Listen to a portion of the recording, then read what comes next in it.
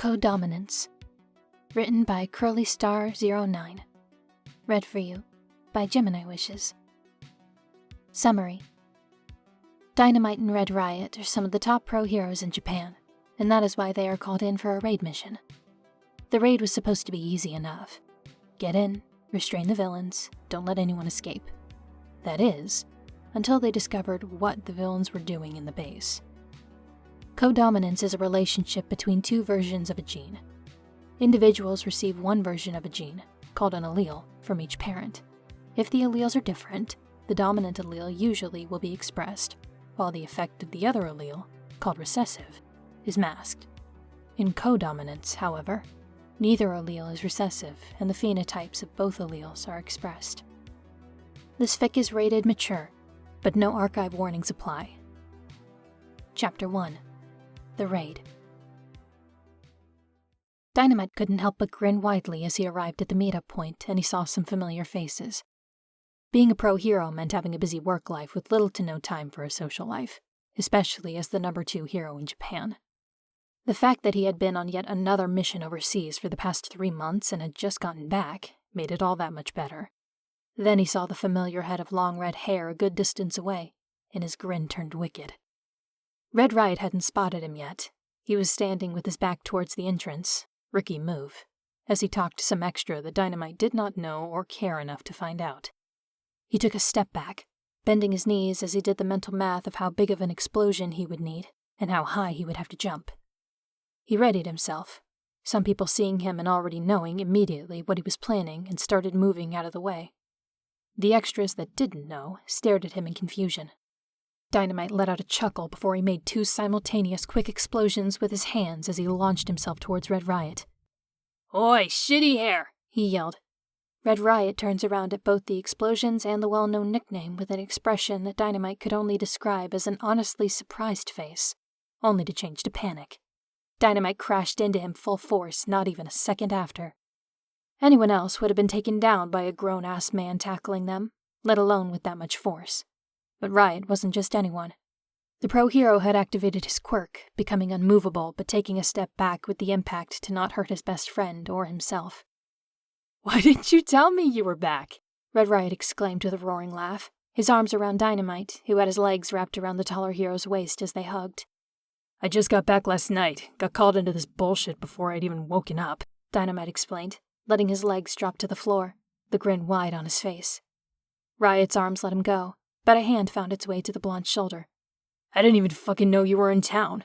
Weren't you on a mission in Fukuoka or some shit?" Red Riot let out another laugh. "That was a 3-day mission within the country. You were abroad for how long again?" "Don't try to be a smartass," Dynamite warned him with a playful shove. It was great being around his best friend once more. It never did feel like he was back home until he saw the redhead. The way he smiled at him made his heart race, but he never felt as relaxed as he did when Red Riot was around. "Says the so-called pro who almost knocked me down," Red Riot countered. "In a professional setting among other peers," he added with a dramatic sigh as if disappointed. "Oh, stop fucking whining, you." "Gachan, welcome home," Deku said with a bright smile as he walked over to the other 2 pros. "Oi, Deku, what the hell are you doing here?" Dynamite exclaimed, but the smile on his face as he put the green-haired hero into a headlock showed that he was glad to see him. "I was called in," Deku explained as he pulled out of the headlock. "Do you guys have any info of what's going on? I was told it was something to do with a raid, but they haven't really told me anything else. This is weird when it comes to this kind of thing. They usually do the debriefs beforehand, but they haven't said anything this time around. I think there are about 20 heroes here total. Shadow is here too, but he has one of his interns, so he's busy with that. It has to be a large raid for there to be so many heroes in the same place. It could also be a—" "Stop fucking mumbling, fucking Deku." Dynamite rolled his eyes. "If they didn't tell you, like hell they told us." "So, should we go out drinking tonight to celebrate your return?" Red Riot asked, before Deku had a chance to reply. The redhead knew the 2 well enough to know they were always a couple of comments away from a fight. It didn't escalate to the level it used to back in their first year at UA, but still very destructive. Dynamite grinned, ignoring stupid Deku and his annoying mumbling. "Fuck yeah, Red." "Riot!" someone in the crowd shouted, making the pro hero turn to see who was calling him. Oh, I'll be right back. I needed to talk to Snapper real quick. I need to make sure he has some intel I need for another case, Red explained, a hand going to Dynamite's shoulder, squeezing it before turning to walk away. Dynamite couldn't help but watch Red walk away. Red Riot, Kirishima Eijiro, the man built like a mountain, and he could probably take a mountain down if he wanted to. You're staring again, Kachan, Deku teased, taking a step away as he did it. Shut your stupid trap, asshole, Dynamite half yelled, half whispered. You're the one that jumped into his arms as soon as you saw him, Deku chuckled. I will tear your tongue out, Dynamite warned. I just don't understand why you haven't told him about how you feel, Deku explained. You weren't even supposed to find out. If it hadn't been for that stupid-ass quirk accident, you wouldn't even fucking know, Dynamite mumbled as he looked around the room to make sure no one could overhear them. Months ago, he had been hit by a quirk during a joint mission with Deku. It hadn't even been from one of the villains, but one of the civilians he rescued, getting spooked. It was just a low point all around, and he refused to speak of it. Deku was the fucker who kept bringing it up. If you just listen to me, Deku started, but got smacked on the back of the head before he could finish. I said, shut the fuck up already, Dynamite growled. Oh, so you're back. Welcome home, a voice said behind them. Both of them turned to find Shoto looking at them with a small smile, but looking a bit bored. Oi, half and half bastard. Get your stupid-ass fucking boyfriend to shut up, Dynamite demanded. I like when Izuku talks, though, Shoto says with a frown. Ha! Deku responded as he got away from the blonde to go hide behind his boyfriend. The #1 hero needed protection from his boyfriend. You little shit, get back here so I can beat your ass. Dynamite glared at Deku, small explosions going off in his hand. As if you could take me down, #2, Deku countered, but didn't get close. Oh, now you fucking done. Katsuki, leave him alone, Red exclaimed as he got back to the group. What's going on? He looked between Dynamite and Deku as if trying to figure out what made the blonde so angry in such a short amount of time. Do you want to tell him, Kachan? Deku smirked. Dynamite could only glare. Luckily, before anyone could ask any more questions, someone called all the heroes' attention. The briefing was about to begin. The Hero Commission gave them all a full rundown of the situation. They had found a hideout of villains who were trying to start the new League of Villains. Some had been part of the war and had evaded capture. They had an idea of how big the base was, but very little information of what or who was inside. There was the speculation of a lab used for quirk experiments.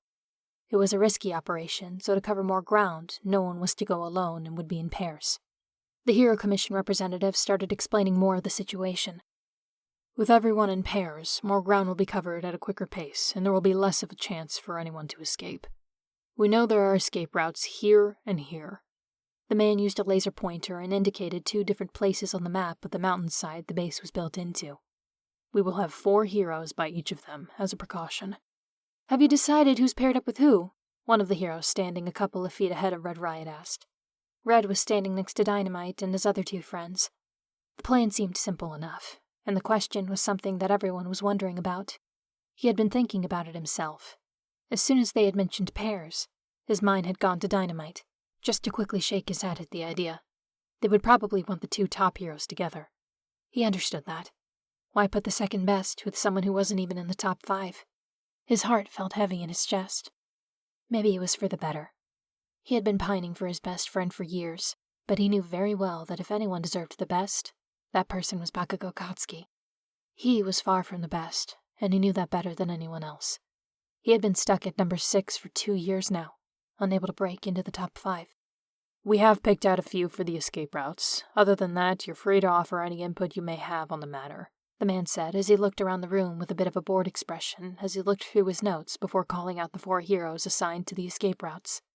The meeting continued, but it didn't take long after that. Come on, shitty hair, Dynamite said as he started walking towards where they were told to head for their comms for the mission. Me? Shouldn't you head over with Deku? Red Riot asked as he scratched the back of his neck nervously. In response, he got a disgusted face. Why the fuck would I go with Deku? You and I make the best fucking team, and that nerd only slows me the fuck down, the blonde said without hesitation before walking off. Red Riot couldn't help the smile that spread on his face as he rushed to follow him. It didn't take long for everyone to be ready. The pairs came together rather easily, and soon enough everyone was ready to go. It was still early in the day, and the base was half an hour away by helicopter. It was going to be a long day, to say the least, but Riot couldn't help but feel excited at the fact that he got to fight alongside his best friend again. The adrenaline was high as Dynamite exploded the entrance of the base.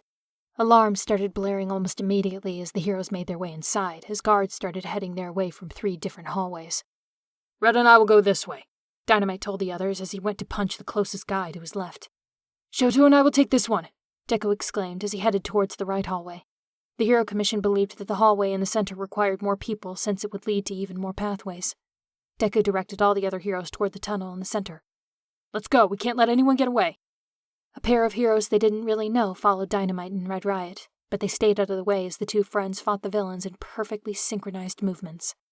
Dynamite couldn't help but grin as Riot threw a villain his way for him to punch into the ground. Right after, he called for Riot to duck to send an explosion towards a group of approaching villains. There were a lot more villains than he had been expecting from the report. It was like the League of Villains would never leave them alone, and it was so fucking annoying. They had spent so much of their high school lives going after these bastards. And now, at 27, he was still having to take down more people that claimed to be part of that fuck-up group.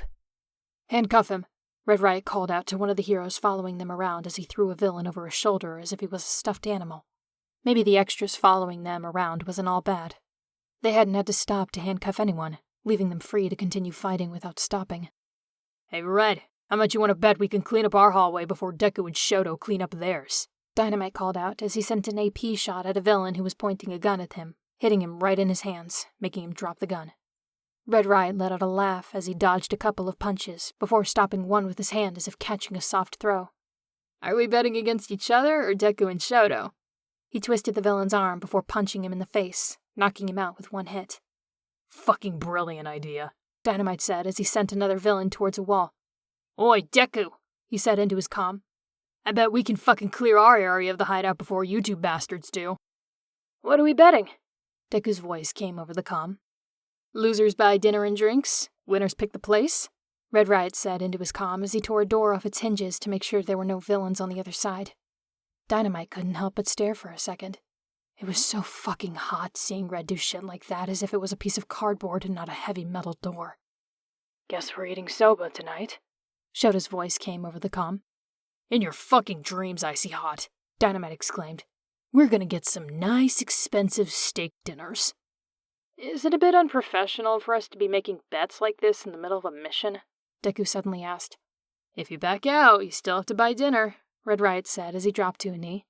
Dynamite grinned, wasting no time to use him as a stepping stool to launch himself into a group of villains that were approaching, setting off explosions to take them all out at once. Fucking awesome, Dynamite grinned. We hadn't gone bowling in a while, have we? Red Riot mused playfully. The fight continued. The hallway was a lot longer than they had expected, but after the first few initial confrontations, they were mostly checking rooms and closets for anyone hiding in them. A lot of the villains left gave up without a fight, which had the blonde hero feeling rather annoyed. He finally got to fight alongside his best friend once more after so long, and they weren't even putting up a fight. We're pretty much done over here, Red Riot said into his comm as they were checking the last few rooms of their area, a rock wall at the end of the hallway marking the end of the line for the villains.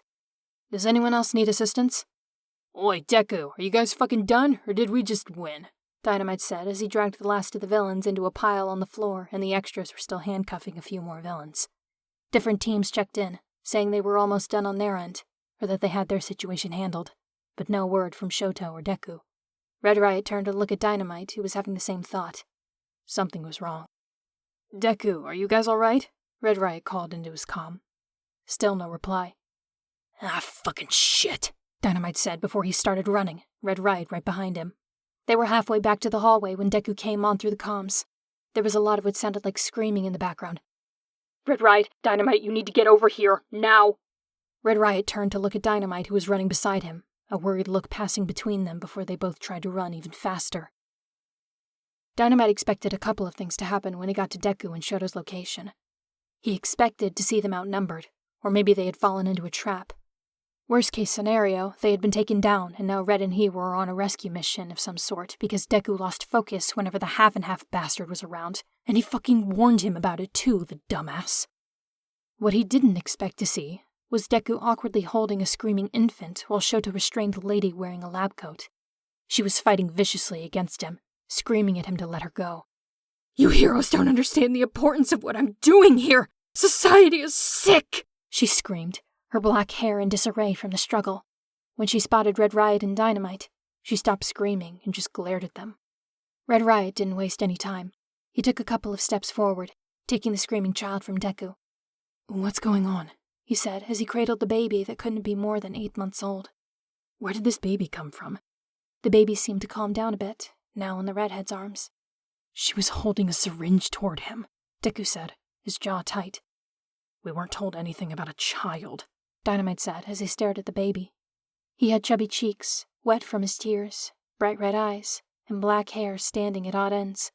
He was only wearing a diaper, and judging by the smell, he needed changing. The baby's sobs shook his whole body as he held on to Red Riot's hand.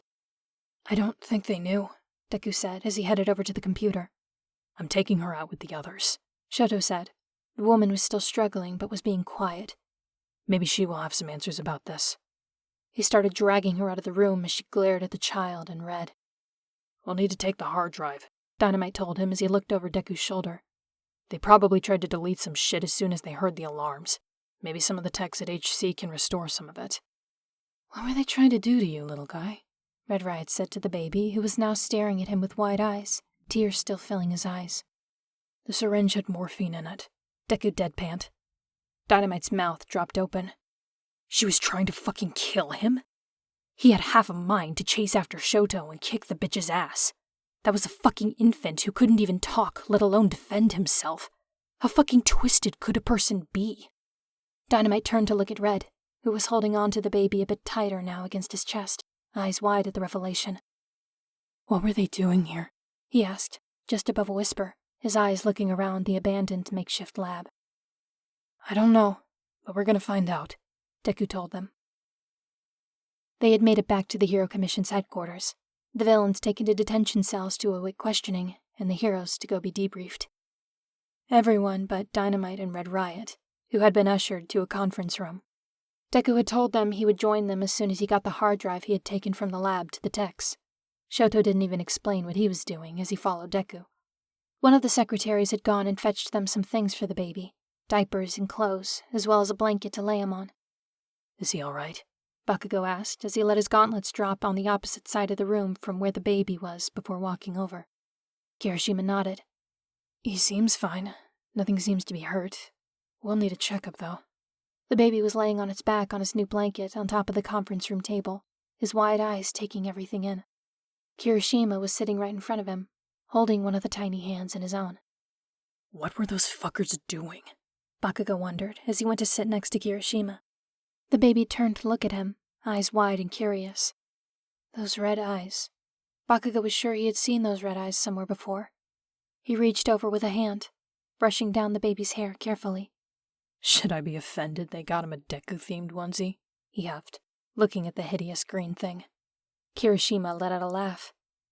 "It's just for now. You can buy him Dynamite merch later, depending on what they decide to do with him." Kirishima's face turned serious as he thinks on that one. "I was thinking, Red Riot. He seems to have taken a liking to you," Bakugo hummed. "Oh, he would look very manly in that, for sure."